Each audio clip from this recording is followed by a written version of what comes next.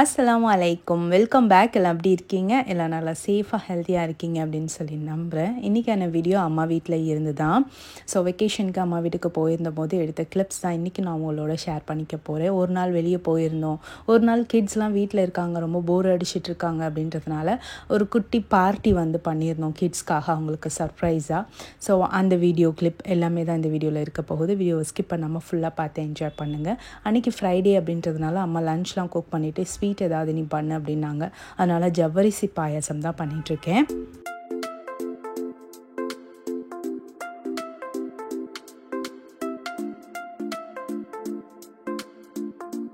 எந்த வருஷமும் இல்லாமல் இந்த வருஷம் வெயில் ரொம்பவே அதிகமாக இருக்குது. அது மட்டும் இல்லாமல் இந்த வெக்கேஷன் மே மந்த் மட்டும்தான் நிறைய மேரேஜ் ஃபங்க்ஷன்ஸ்லாம் வரும். ஸோ நம்மளால் அவாய்ட் பண்ணவும் முடியாது, கண்டிப்பாக போய் ஆகணும் அப்படின்ற ஒரு சுச்சுவேஷன் இருக்கும். மண்டபத்தில் என்ன தான் ஏசி ஹால்லாம் நிறையா இப்போ வந்தாலுமே வீட்டிலேருந்து நம்ம அந்த மண்டபம் போய் ரீச் ஆகிறதுக்குள்ளேயே ஃபுல்லாக நம்ம எனர்ஜிலாம் டவுன் ஆகிற மாதிரி வேர்த்து கொட்டிடுது. ஸோ எல்லோரும் ரொம்ப சேஃபாக இருங்க. முக்கியமாக ஹெல்த்தை ரொம்ப நல்லா பார்த்துக்கோங்க. நம்ம தான் வந்து நம்மளோட ஃபேமிலியோட ரெஸ்பான்சிபிலிட்டி இல்லையா? ஸோ அதனால் கிட்ஸ்க்கு முக்கியமாக இந்த குழந்தைங்களுக்கு இந்த கட்டி அதிகமாக வரும், சூடு ஜாஸ்தி ஆகிட்டு நிறைய பாடியில் வந்து இஷ்யூஸ் வந்து வரும், சின்ன சின்ன இந்த வேர்ப்பருவம்லாம் வரும். ஸோ அதனால் உடம்புக்கு எந்த அளவுக்கு குளிர்ச்சி தரக்கூடிய ஜூஸஸ், சர்பத், இளநீர், நுங்கு இந்த மாதிரி ஐட்டம்ஸ் வந்து அதிகமாக எடுத்துக்கோங்க.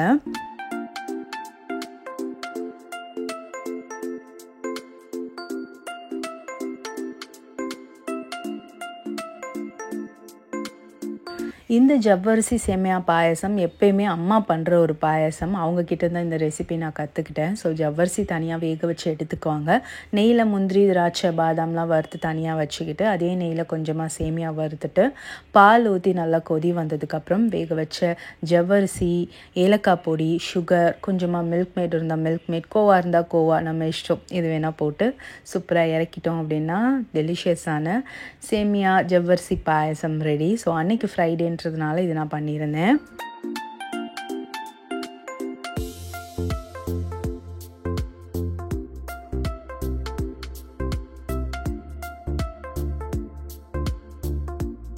நெக்ஸ்ட் டே அம்மா வந்து லன்ச்லாம் குக் பண்ணி முடித்ததுக்கப்புறம் தான் நான் வந்து இந்த கிட்ஸ்க்காக வந்து சர்ப்ரைஸாக ஒரு பார்ட்டி பண்ணலாம் அப்படின்னு சொல்லிட்டு நானும் என் சிஸ்டரும் பிளான் பண்ணி கொஞ்சம் கொஞ்சமாக நான் வந்து ரெசிபிலாம் செய்ய ஸ்டார்ட் பண்ணேன். ஸோ கிட்ஸுக்கு பிடிச்ச மாதிரி இருக்கணும் அப்படின்றதுனால ஃபர்ஸ்ட்டு வந்து பார்த்திங்கன்னா ஒரு மூஸ் பண்ணலாம், சீஸ் கேக் மாதிரி ஒரு மூஸ் பண்ணலாம் அப்படின்னு சொல்லிட்டு ஜெல்லி ப்ரிப்பேர் பண்ணிகிட்ருக்கிறேன். ஸ்ட்ராபெரி க்ரஷ் வச்சு தான் இந்த ஜெல்லி நான் வந்து பண்ணியிருந்தேன். கொஞ்சமாக வந்து ஜெலட்டின் ஒரு அகர் பவுடர் வந்து ஹாட் வாட்டரில் மிக்ஸ் பண்ணிவிட்டு அது கூடவே கொஞ்சமாக வந்து ஸ்ட்ராபெரி க்ரஷ் வந்து நான் சேர்த்துருக்கேன். நீங்கள் வந்து ரெடிமேட் ஜெல்லி பேக் இருந்துச்சுன்னா அது கூட நீங்கள் வந்து பண்ணிக்கலாம். அண்ட் தென் கொஞ்சமாக வந்து பார்த்திங்கன்னா விப் க்ரீம், அதாவது நான் டைரி விப் க்ரீம் வந்து நல்லா விப் பண்ணி அதையும் ஃப்ரிட்ஜில் வச்சு செட் பண்ணிக்கலாம் அப்படின்னு சொல்லிட்டு இது ரெண்டுத்தையும் ஃபர்ஸ்ட்டு நான் ப்ரிப்பேர் பண்ணிக்கிட்டேன். அதுக்கப்புறம் கொஞ்சமாக வந்து பர்கர் மாதிரி பண்ணலாம் அப்படின்னு சொல்லிட்டு அதுக்கான டோவும் வந்து ப்ரிப்பேர் பண்ண ஸ்டார்ட் பண்ணிட்டேன். அதெல்லாம் கொஞ்சம் முன்னாடி பண்ணி வச்சாதான் டோ நல்லா வந்து ரைஸ் ஆகி நமக்கு வந்து பன் ப்ரிப்பேர் பண்ணுறதுக்கு கிடைக்கும். கொஞ்சமாக வந்து மைதா கூட அளவு இல்லாமல் நான் கீழே டிஸ்கிரிப்ஷனில் கொடுக்குறேன். மைதா கூட கொஞ்சமாக உப்பு, சர்க்கரை, அது கூடவே ஈஸ்ட்டு, கொஞ்சமாக எண்ணெய், தண்ணி சேர்த்து நல்லா ஒரு ஸ்டிக்கியும் இல்லாமல் ரொம்ப டைட்டாகவும் இல்லாமல் நல்லா லூஸாக ஒரு டோ ப்ரிப்பேர் பண்ணி வச்சிட்டோம் அப்படின்னா அது நல்லாவே ஃபர்மெண்ட் ஆகிடும்.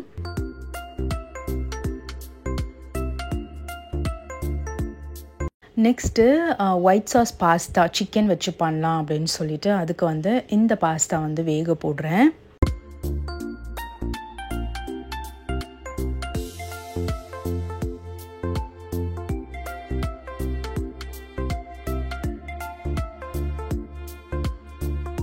இந்த ப்ரிப்ரேஷன்லாம் பண்ணி முடிக்கிறதுக்குள்ளே ஜெல்லி எனக்கு நல்லா செட் ஆகிடுச்சு. க்ரீமும் நம்ம வந்து ப்ரிப்பேர் பண்ணி வச்சிட்டோம்.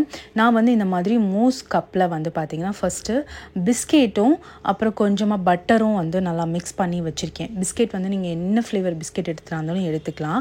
அதை வந்து நல்லா மிக்சியில் போட்டு பொடி பண்ணிவிட்டு அது கூட மெல்டட் பட்டர் சேர்த்து மிக்ஸ் பண்ணி வச்சுட்டிங்க அப்படின்னா நல்லா ஒரு பிஸ்கெட் க்ரம்பிள் வந்து ரெடி ஆகிடும். அதை பேஸ்க்கு வந்து போட்டுட்டு நெக்ஸ்ட்டு வந்து பார்த்திங்கன்னா விப் க்ரீம் வந்து அடித்து வச்சோம் இல்லையா, அதை போட்டுட்டு மேலே நம்ம ப்ரிப்பேர் பண்ணி வச்சுருக்க ஜெல்லி போட்டு நம்ம வந்து அழகாக சர்வ் பண்ண வேண்டியதுதான். இதை வந்து ஒரு 1/2 ஹவர்லேருந்து 1 ஹவர் நம்ம ஃப்ரிட்ஜில் வச்சு சர்வ் பண்ணோம் அப்படின்னா குட்டீஸ்க்கு ரொம்பவே பிடிக்கும், ரொம்ப நல்லாயிருக்கும்.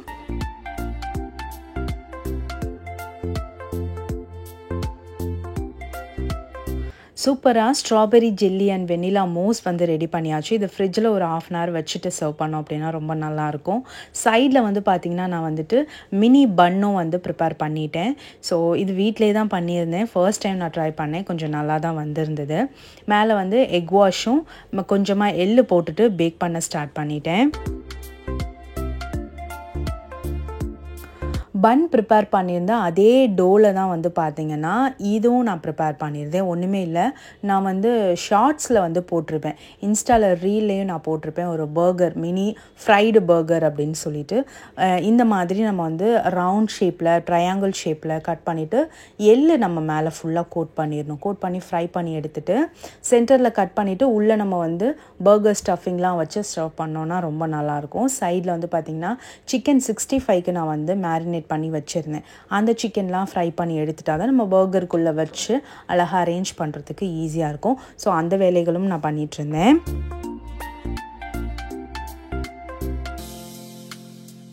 சிக்கன் ஒயிட் சாஸ் பாஸ்தா வந்து நான் ஏற்கனவே ரெடி பண்ணிட்டேன். இது எக்கச்சக்கமான டைம்ஸ் நான் வந்து ரெசிபி பண்ணியிருக்கேன். ஸோ அதனால் ரெசிபி இன்க்ளூட் பண்ணலை.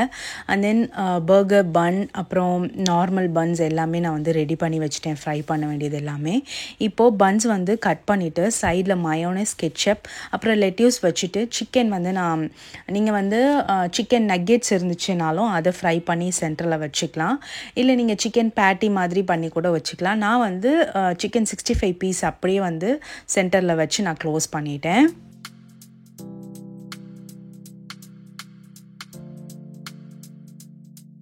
ஸோ அழகாக ரெடி ஆகிடுச்சு. பர்கர் பன்லாம் இப்படி பண்ணியிருந்தேன். மற்ற பன்னில் எல்லாத்தையுமே நான் வந்து பார்த்திங்கன்னா ஷவர்மா மாதிரி சிக்கன் நல்லா ஸ்ப்ரெட் பண்ணி போட்டுட்டு அது கூட வந்து பார்த்திங்கன்னா கொஞ்சமாக மயோனேஸ் கெட்சப் சில்லி சாஸ் இதெல்லாம் போட்டு நல்லா மிக்ஸ் பண்ணிவிட்டு ஷவர்மா ஃபில்லிங் எப்படி இருக்கும் ஸோ அதே மாதிரி ப்ரிப்பேர் பண்ணி மற்ற பன்ஸ் எல்லாத்துலேயுமே நான் வந்து அந்த ட்ரையாங்கிள் பன்ஸ் இருக்குல்ல அதை வச்சு அரேஞ்ச் பண்ணேன்.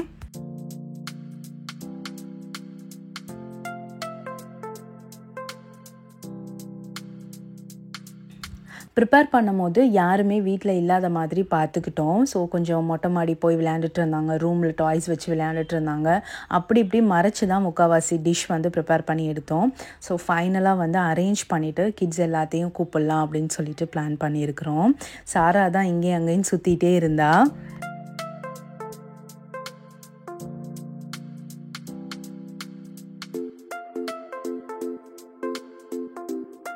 ஜூஸ்க்காக க்ரீன் ஆப்பிள் மொய்ட்டோ வந்து பண்ணியிருந்தேன்.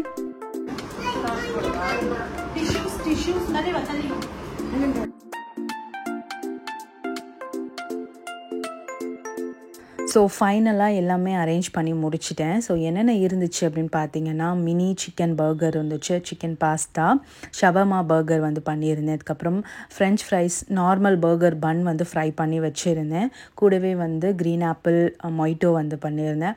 பாஸ்தா சிப்ஸ் வந்து பண்ணியிருந்தேன். பாஸ்தா கொஞ்சம் வந்து பண்ணும் போது எடுத்து வச்சுட்டேன். நௌரினுக்கு குட்டீஸ்க்கு ரொம்ப பிடிக்கும், மேலே கொஞ்சம் பெரிய பெரிய மசாலாலாம் போட்டு அந்த பாஸ்தா சிப்ஸ் வந்து பண்ணியிருந்தேன். ஃபைனலாக வந்து vanilla and strawberry jelly mousse வந்து இருந்தது.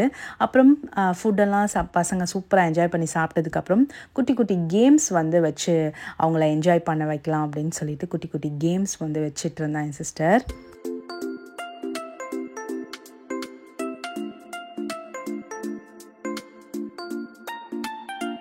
இந்த கேமில் வந்து பார்த்திங்கன்னா வீட்டில் இருக்க எல்லாரும் விழுந்து விழுந்து சிரிச்சுட்டு உட்காந்துட்டு இருந்தோம். ஏன்னா அந்த பிஸ்கெட் வந்து நெத்தியிலேருந்து அப்படியே ஃபேஸோட ரியாக்ஷனை வச்சு வந்து வாய்க்கு வரையும் கொண்டு வந்து சாப்பிடணும். ஸோ அது வந்து ஒவ்வொருத்தரோட ரியாக்ஷன் பார்க்கும் போது விழுந்து விழுந்து சிரிச்சுட்டு உட்காந்துட்டு இருந்தோம். இந்த மாதிரி குட்டி குட்டி கேம்ஸ் வந்து கனெக்ட் பண்ணோம். ரொம்பவே என்ஜாய் பண்ணாங்க அன்றைக்கி டே அவங்க. ஸோ இந்த மாதிரி குட்டீஸோட சந்தோஷத்துக்காக சின்ன சின்ன விஷயங்கள் பண்ணுறதுல தப்பே இல்லைன்னு தான் சொல்லுவேன். ஏன்னா வெளியே போய் ஒரு ஃபன் சிட்டியில் கார்டு போட்டு ஒரு கேம் நம்ம விளையாட வைக்கிறதுக்கும் இந்த மாதிரி நம்ம அவங்களோட இன்வால்வ் ஆகி ஒரு கேம் விளையாடுறதுக்கும் நிறைய வித்தியாசம் இருக்குது. ஸோ இது கண்டிப்பாக நீங்கள் உங்கள் குட்டீஸ் கூட சேர்ந்து விளையாண்டு ட்ரை பண்ணி பாருங்கள்.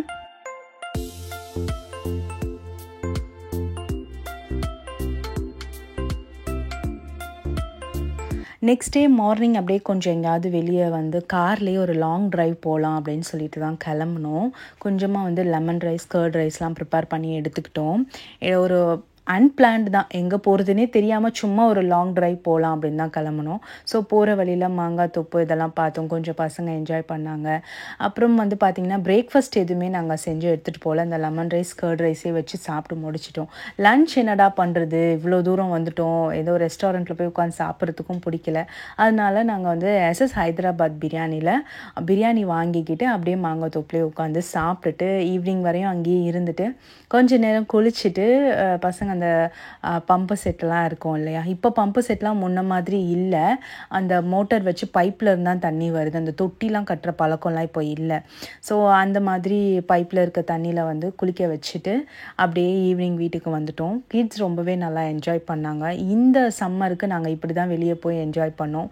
வீட்டில் ஒரு 4-5 டேஸ், வெளியே ஒரே ஒரு நாள், இந்த மாதிரி தான் இருந்தது.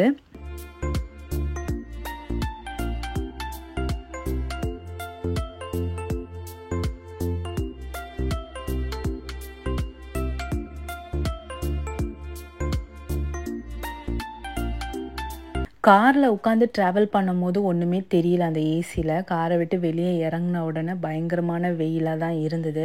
ஸோ இந்த மாதிரி மரத்தோட நிழல் கீழே உட்காந்ததுனால ஓரளவுக்கு வந்து மேனேஜ் பண்ணிக்கிட்டோம். காற்றும் ஓரளவுக்கு அடிச்சிச்சு. ஸோ முந்திரி பழம்லாம் கீழே விழுந்திருந்தது. இந்த தோப்புக்கு ஏற்கனவே நான் ஒரு தடவை வந்திருக்கிறேன். இங்கே வந்து பார்த்திங்கன்னா மாங்காய் மரம் மட்டும் இல்லாமல் கொய்யாப்பழம், சீத்தாப்பழம், அப்புறம் வந்து எலுமிச்சப்பழம், நார்த்தங்காய், இந்த மாதிரி நிறைய ட்ரீஸ் வந்து இருக்கும். இந்த சீசனில் வந்து பார்த்திங்கன்னா மாங்காய் தான் அதிகமாக காய்ச்சி தொங்கிட்டு இருந்துச்சு. குட்டீஸ் வந்து கையை வச்சு பறிக்கிற மாதிரி கீழே தொங்கிட்டு இருந்துச்சு. பட் யாருமே பறிக்கக்கூடாது அப்படின்னு சொல்லி வச்சுருந்தோம்.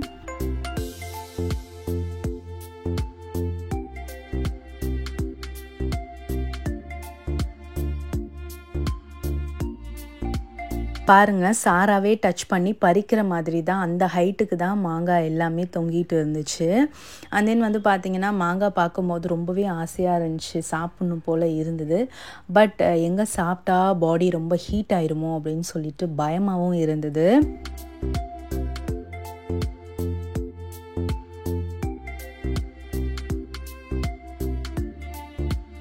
சிட்டியில் இருக்க நமக்கு தான் தெரியும். கொஞ்சம் சென்னையிலேருந்து அவுட்டர் போனால் இந்த மாதிரி ஒரு சில விஷயங்கள்லாம் பார்த்து குட்டீஸ்லேருந்து நம்ம பெரியவங்க வரையும் எல்லாருமே சூப்பராக என்ஜாய் பண்ணுவோம்.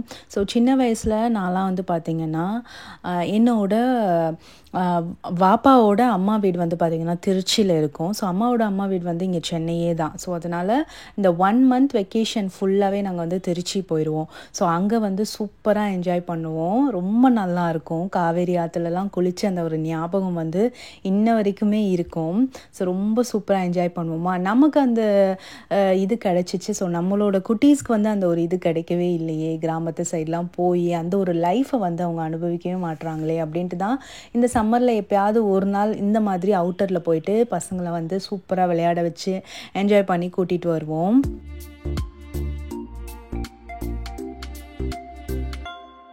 இப்போ இருக்க காலகட்டத்தில் சிட்டிஸில் வந்து நிறைய அந்த ஸ்விம்மிங் பூல்ஸ் வந்து ஓப்பன் பண்ணியிருக்கிறாங்க. பட் நிறைய குளோரோஃபார்ம்ஸ்லாம் போட்டு அது வந்து ஹைஜீனிக்காக இருக்கா என்னன்னு தெரியலை. நிறைய பேர் வந்து அங்கே வந்து ட்ரைனிங் எடுத்துகிட்டு போகிறாங்க. ஸோ அதனால் கூட்டிகிட்டு போகிறதுக்கு எங்களுக்கு வந்து அது ஒரு என்ன சொல்கிறது, மனசே வரமாட்டேங்குது. இந்த மாதிரி அதாவது ஓடுற ஆறு, நதி, இந்த மாதிரி ஒரு குளம், குட்டை இந்த மாதிரி இருந்துச்சுன்னா அதில் குளிக்கிறதுக்கு வந்து ரொம்ப நல்லா ஜாலியாக என்ஜாய் பண்ணுவோம். ஏன்னா ரன்னிங் வாட்டர் வந்து அவ்வளோ பியூராக இருக்கும். ஸோ தேங்கி இருந்துச்சு அப்படின்னா அதில் நிறைய டஸ்ட் இருக்க தானே செய்யும். இந்த கொரோனாக்கு அப்புறம் இதெல்லாம் ரொம்ப பார்க்க வேண்டியதாக இருக்குது. ஸோ நாங்களும் எங்கேயாவது தண்ணி இருக்குமா, பசங்களை எங்கேயாவது குளிக்க வைக்கலாமான்னு யோசிச்சுட்டே நாங்கள் வந்து கிளம்புற டைமில் அவர் கரெக்டாக வந்து எல்லா மரத்துக்கும் ஈவினிங் வந்து 4 o'clock மேலே தண்ணி விடுவார். அந்த டைம் கரெக்டாக பைப் திறந்து விட்டோன்னா அங்கேருந்து தண்ணி வந்ததை பசங்க பார்த்துட்டு போய் நாங்கள் இங்கேயே குளிக்கிறோம் அப்படின்னு சொல்லிட்டு வெயிலுக்கு நல்லா சூப்பராக குளித்து என்ஜாய் பண்ணிகிட்டு இருந்தாங்க. அம்மா வேற உட்காந்துட்டு மாங்காய்லாம் தொட்டு பார்த்துட்டு இருந்தாங்க. பார்க்குறதுக்கே அவங்களோட சைல்ட்ஹுட் மெமரிக்கே போயிட்டாங்க அவங்க.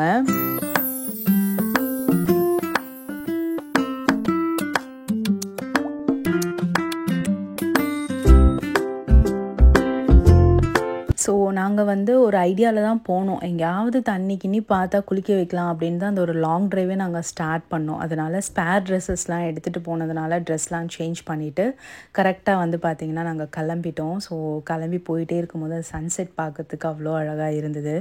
வீடியோவில் விட அந்த நேரில் பார்க்குற அந்த ஒரு அனுபவம் வந்து வித்தியாசமாக சூப்பராக இருக்கும். ஸோ யாருக்கெல்லாம் அந்த சன்செட் சன்ரைஸ்லாம் ரொம்ப பிடிக்கும் அப்படின்னு சொல்லுங்கள். எனக்கு ரொம்ப ரொம்ப பிடிக்கும்.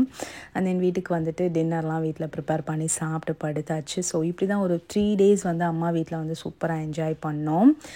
கண்டிப்பாக இந்த வீடியோ பிடிக்கும் அப்படின்னு சொல்லிட்டு நம்புகிறேன். நிறையா பேர் எனக்கு தனியாக கமெண்ட் பண்ணி ஏன் தினமும் ரீல்ஸ் போடுறதில்ல, ஏன் தினமும் ஷார்ட்ஸ் போடுறதில்ல, வீடியோ ஏன் இவ்வளோ கேப் விட்டு போடுறீங்க, சீக்கிரமாக போடுங்க அக்கா அப்படின்னு சொல்கிறீங்க. கண்டிப்பாக ட்ரை பண்ணுறேன்.